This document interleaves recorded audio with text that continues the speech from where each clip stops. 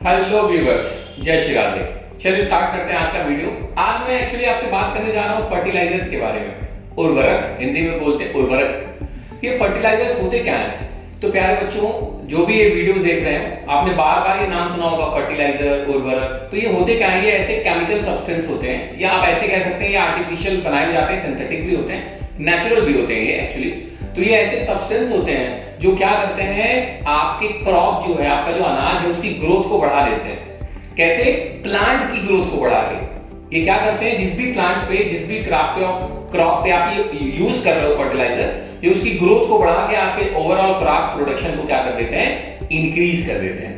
ये होते कैसे? ऑब्वियसली आप इनका यूज कहां करते हो, सॉइल पे स्प्रेड करते हो, या कुछ ऐसे भी फर्टिलाइजर है जो लीफ पे स्प्रेड किए जाते हैं। ओवरऑल इनका काम क्या है? To increase, to enhance the production of the crop by increasing the growth of the crop. Obviously तो ये फील्ड में आप स्प्रेड करते हैं, आपने देखा होगा अनाज फेंकते हैं किसान लोग फील्ड में, है ना?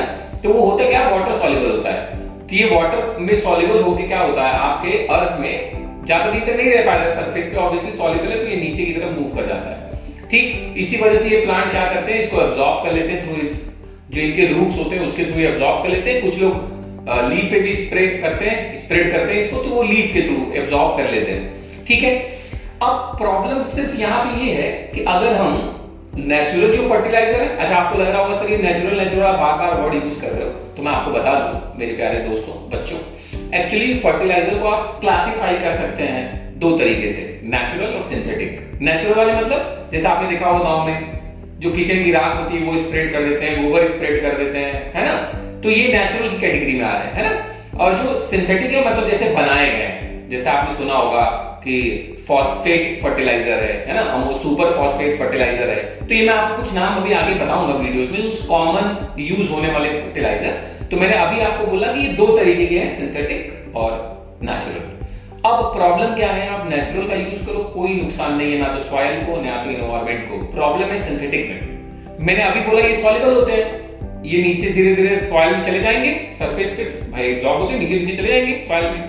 तो जो सॉइल में बैक्टीरियाज होते हैं ना, माइक्रो ऑर्गेनिज्म होते हैं, ये उनके लिए नुकसानदायक है, जिससे सॉइल की फर्टिलिटी क्या होने लगती है, कम होने लगती है। मोस्टली बहुत ज्यादा यूज, अगर मैं कहूँ कि फर्टिलाइजर का यूज बहुत ज्यादा कहाँ हो रहा है, तो पंजाब जो स्टेट है वहां पे बहुत ज्यादा यूज होता है, पंजाब में, और मोस्टली यूज इन पंजाब। अगर मैं कहूँ कि सबसे ज्यादा यूज कहाँ होता है इन इंडिया फर्टिलाइजर, तो ऑब्वियसली इन पंजाब। अब ये जो फर्टिलाइजर है, हम इनको कुछ नाम से बोलता हूं मैं आपको, एग्जाम जैसे आप समझ पाए। जैसे मैंने बोला कुछ ऑर्गेनिक फर्टिलाइजर, जैसे कंपोस्ट, यूरिया मतलब NH2CO NH2, ये फर्स्ट ऑर्गेनिक कंपाउंड भी है यूरिया, जो कि लैब में बनाया गया था। तो कुछ क्या है ऑर्गेनिक फर्टिलाइजर, कुछ क्या है इनऑर्गेनिक फर्टिलाइजर, जैसे कि NH4NO3, ammonium nitrate, ammonium nitrites, ये कुछ इनऑर्गेनिक फर्टिलाइजर है। कुछ नेचुरल भी है, जैसे पीट मतलब वही नेचुरल सब्सटेंसेस को रख दो, थोड़े दिन तक सड़ा दो, फिर उसको खेतों में स्प्रेड कर दो,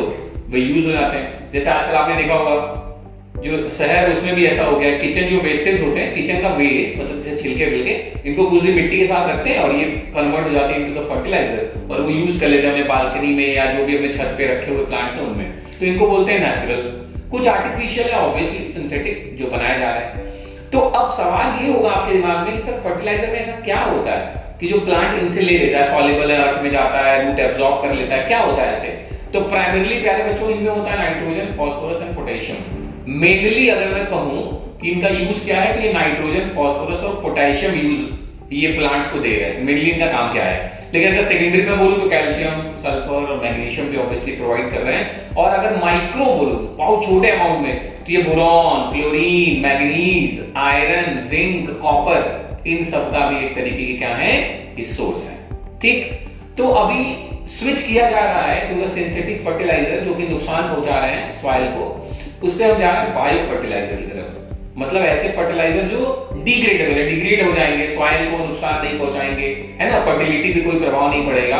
तो हम बायो फर्टिलाइजर की तरफ स्विच कर रहे हैं, जिससे हमारे ये सब जो नुकसान हो रहे थे सिंथेटिक फर्टिलाइजर से, वो नहीं हो पाएंगे। ठीक, कुछ मैं आपको नॉर्मल फर्टिलाइजर्स बताता हूं, जैसे यूरिया, जैसे डीएपी, आपने बहुत बड़ा नाम सुना होगा बहुत बार, डीएपी खाद, डीएपी फर्टिलाइजर लेने जा रहे हैं। डीएपी क्या है आपका? Di ammonium phosphate.